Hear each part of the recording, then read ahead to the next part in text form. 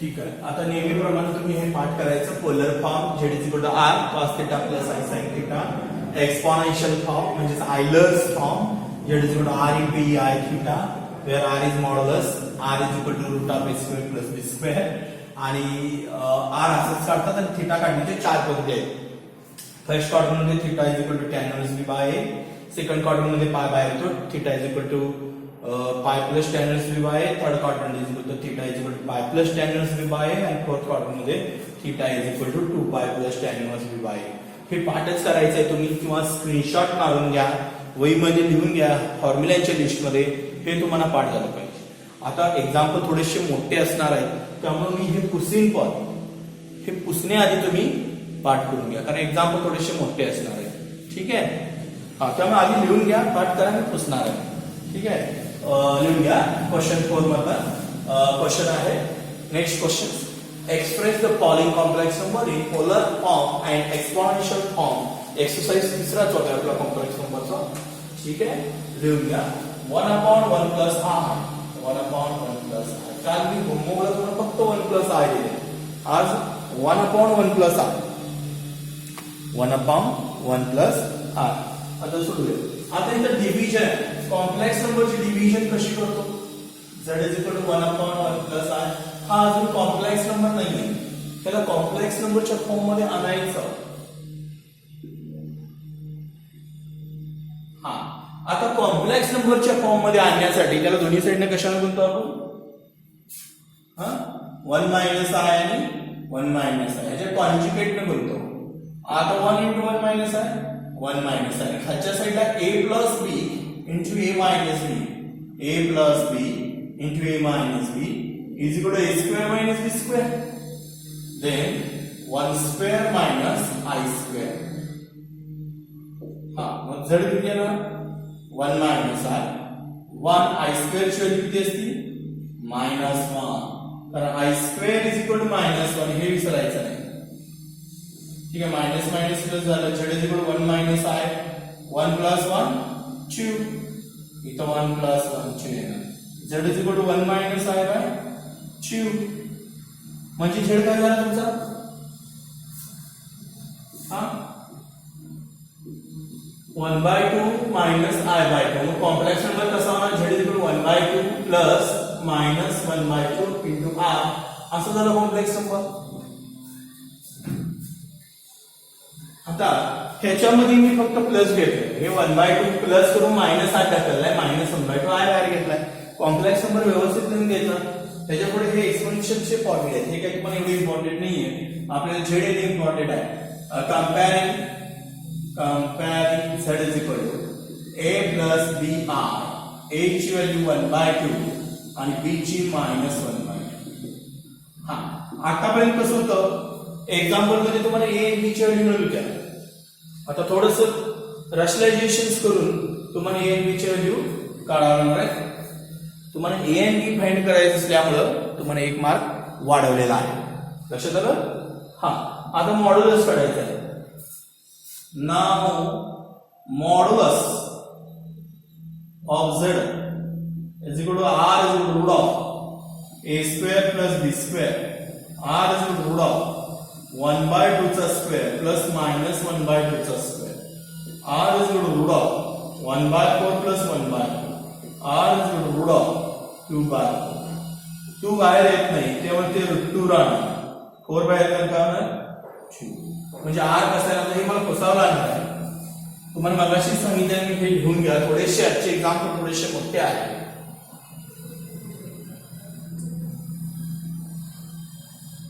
आता हे √2/2 आलेलं आहे. मग मी असं लिहू शकतो therefore r is equal to √2/2. 2 split करा.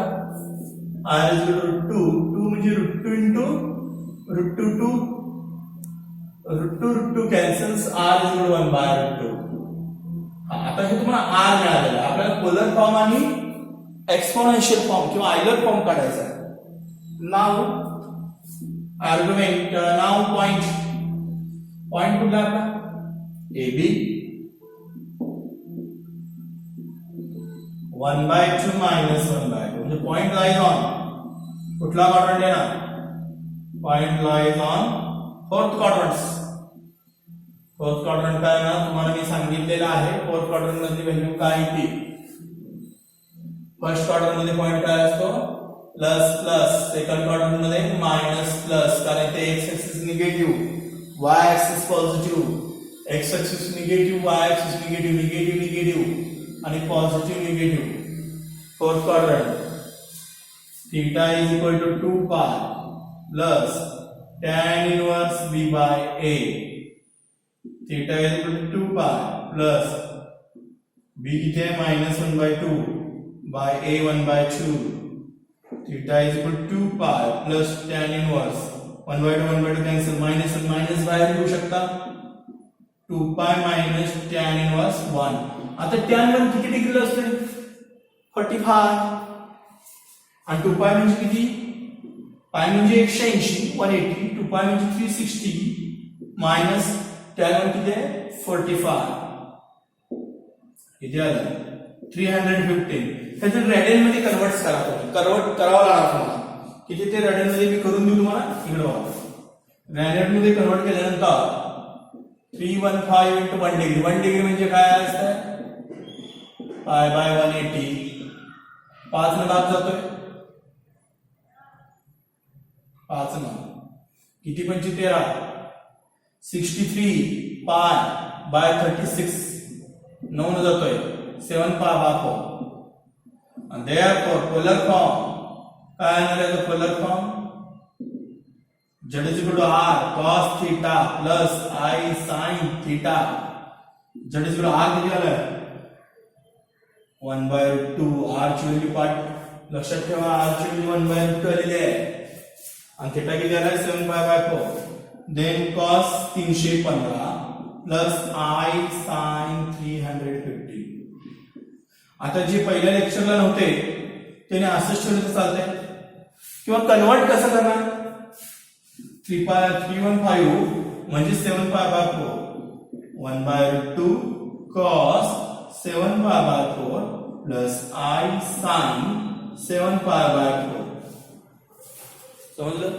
एक मिनिट समजलं हा आता इकडे लक्ष द्या हे 7 पाय बाय 4 किंवा ह्याचा आयलर फॉर्म कसा काढणार आयलर फॉर्म किंवा exponential form z is equal to काय ना r into ei theta म्हणजे 1/2 e च्या डोक्यावर थीटा 7 पाय बाय 4 i संपलं दिसतोय का बघा ते लिहून घ्या तिथपर्यंत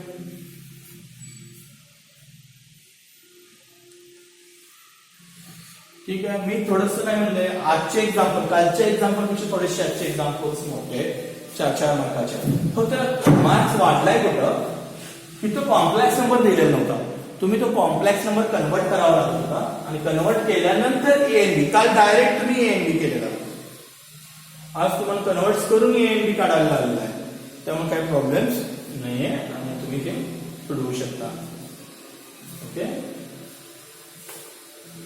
पहिल्यांदा कॉम्प्लेक्स नंबर कन्वर्ट म्हणजे काय 1/1 प्लस आय रॅशनलायझेशन करायचं 1 minus i 1 minus i 1 minus i 1 square minus i square 1 minus i i square minus 1 1 minus i by 2 split करायचं 1/2 minus i by 2 1/2 minus i 1/2 केला z इकडे b modulus of z काढायचं root of a square plus b square नंतर point कुठल्या quadrant मध्ये आहे तो बघून थीटा काढायचा तो मिळाला थीटा पोलर फॉर्म आणि एक्सपोनेन्शियल फॉर्म मध्ये यूज करायचं समजलं असंच एक वेगळा आपण ठीक आहे थोडंसं वेगळं घेऊया दुसरं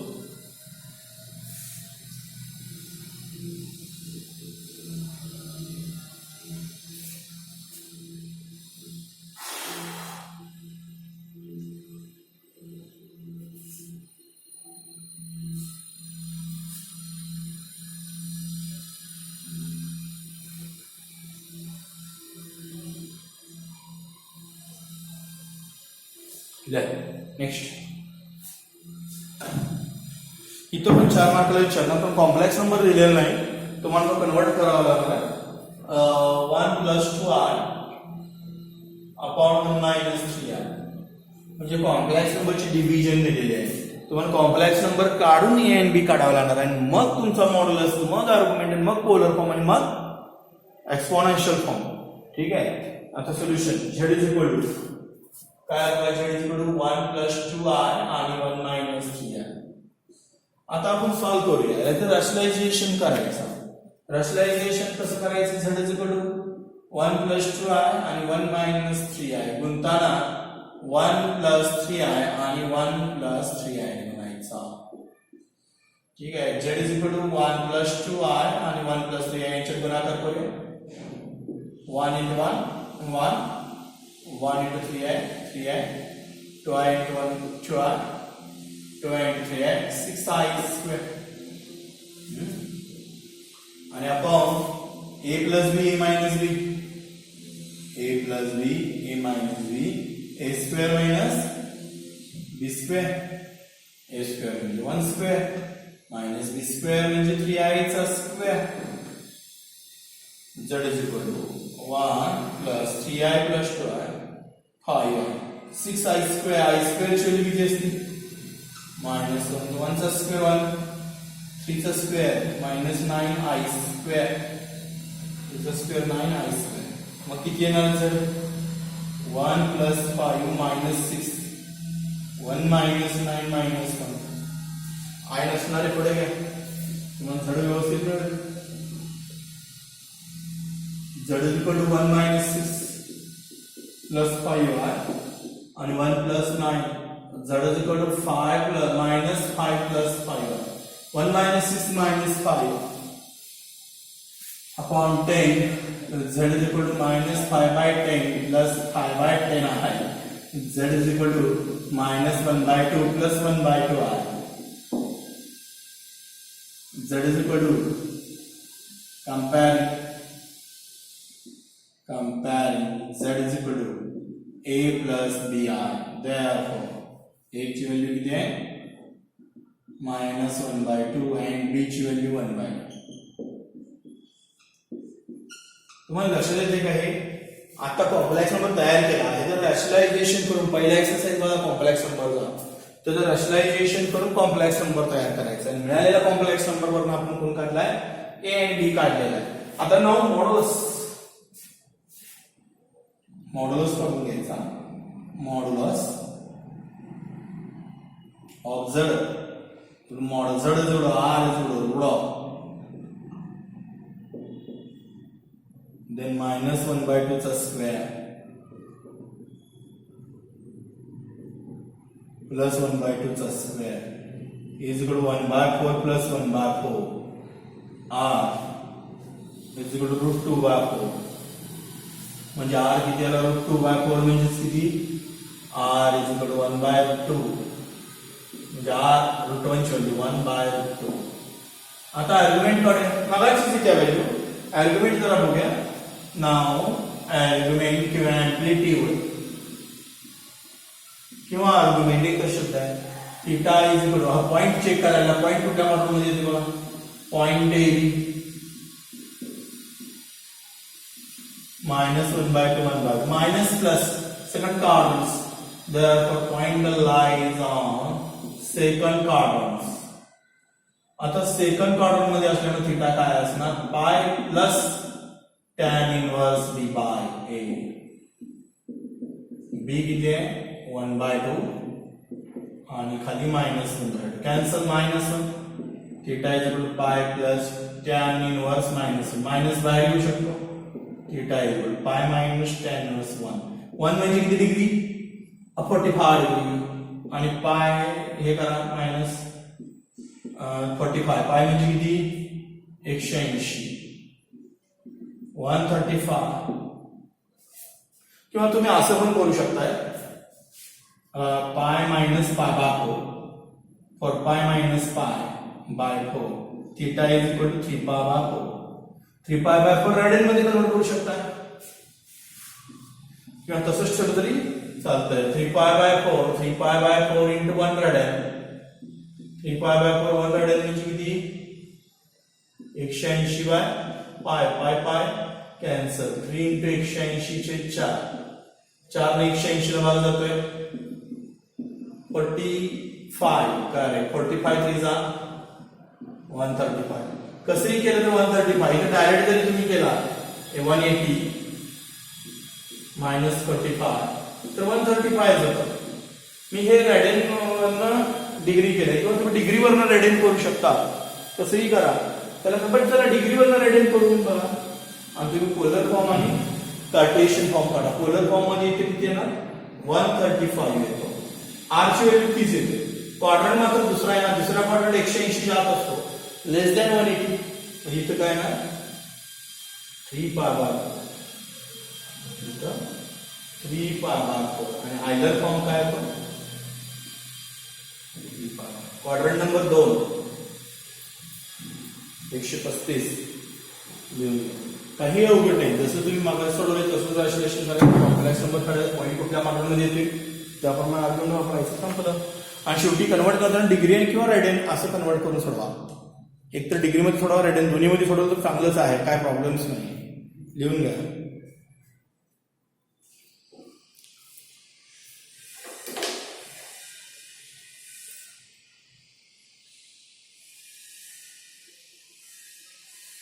ठीक आहे. नेक्स्ट एक्झाम्पल थोडस वेगळं लिहूया.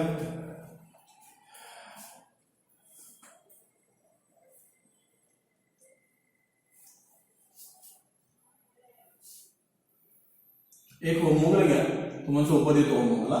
ठीक आहे.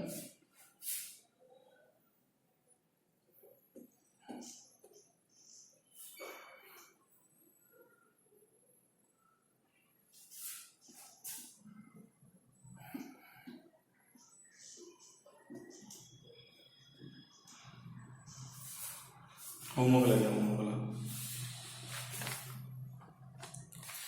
बरोबर इथं सोडूया आपण. 1 + 7 आहे.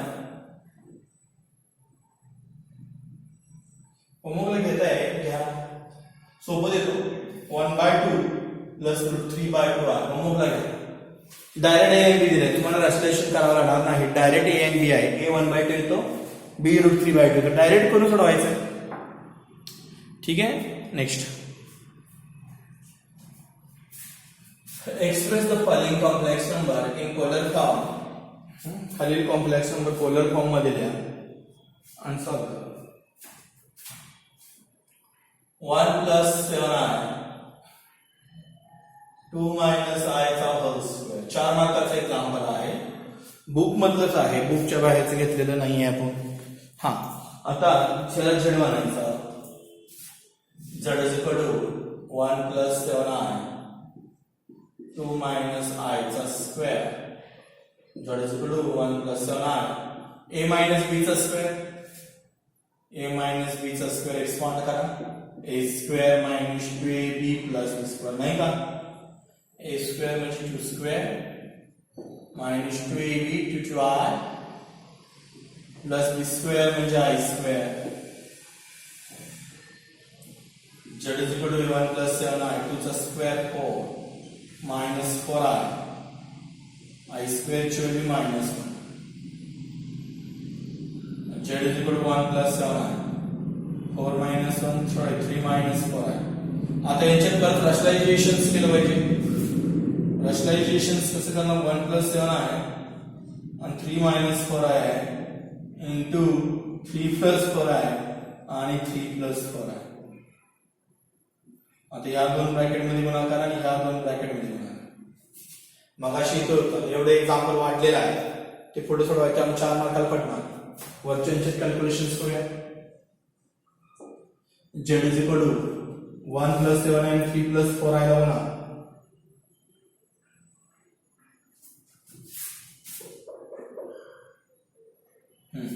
One into 3, 1 into 4i, 4i, 7 into 3, 21i, 7 into 4i, 28i².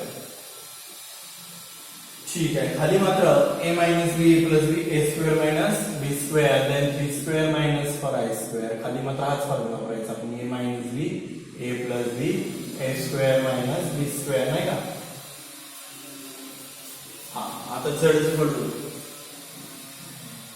3 + 21i 4i 25i plus 8 into minus 1 I square actually minus 1 with a square 9 minus 4 I square 4 to square 16 into I square come 4 I square I take z is equal to 3 plus 25 I minus 25 9 minus 16 minus 1 z is equal to minus 25 पुढे घ्या sorry minus 28 आहे हे पुढे घ्या 3 minus 28 plus 25 I and 9 plus 16 3 is equal z is equal to 3 minus 28 minus 25 plus 25 I by 25 z is equal to minus 25 by 25 plus 25 by 25 I okay किती ती बघा z अजून zच काढायला लागलो आपण नंतर a b मॉड्युलस आर्ग्युमेंट नंतर complex form आणि नंतर एक्सपोनेन्शियल फॉर्म पोलर फॉर्म आणि एक्सपोनेन्शियल काढायचे अजून आपण झेडच काढते लक्षात ठेवा z is equal to minus 1 plus I 25 cancels minus 1 25 cancels I minus 1 plus I comparing आता z कंप्लीट झाला आता comparing z is equal to a plus br then a is equal to minus 1 and b is equal to 1 इथंच तुमचे दोन mark झाले अजून example सुरू व्हायचं z is equal to 1 plus 7 and 2 minus I square 2 minus I square expand करायचं a square minus 2ab plus b square ठीक आहे कॅल्क्युलेशन करून परत रॅशनलायझेशन करायचं 3 plus 4 आहे डिव्हिजन करायचं कॉम्प्लेक्स नंबरचं रॅशनलायझेशन करून आणि नंतर हे आहे आता modulus r is equal to root of a square plus b square r is equal to root of minus 1 square plus 1 square r is equal to root of 1 plus 1 r is equal to 2 and now point AB then minus 1 1 lies on point lies on second quadrant point दुसऱ्या quadrant मध्ये येतो मग theta कसा असणार pi plus tan inverse b by a by plus tan inverse b किती आहे 1 by minus 1 minus by theta is equal to pi plus tan inverse minus 1 minus by theta is equal to pi is equal to tan inverse 1 आता tan inverse 1 म्हणजे किती 45 pi minus 45 180 minus 45 135 angle तोच येतो समजलं अजून आपण सोडवायचं आहे अजून थीटा काढणार मग पोलर फॉर्म आणि मग एक्सपोनेन्शियल फॉर्म इथं फक्त कसं आहे कॉम्प्लेक्स नंबर व्यवस्थित लिहून घ्यायचा रॅशनलायझेशन करायचं कॉम्प्लेक्स नंबर व्यवस्थित आल्यानंतरच ए एंड बी कंपेअरिंग करायचं इथं पण स्क्रीनशॉट मारून घ्या इथं पुढे मला लिहिण्यासाठी हे परत पुसायला पाहिजे इथं पण स्क्रीनशॉट मारून लिहून घ्या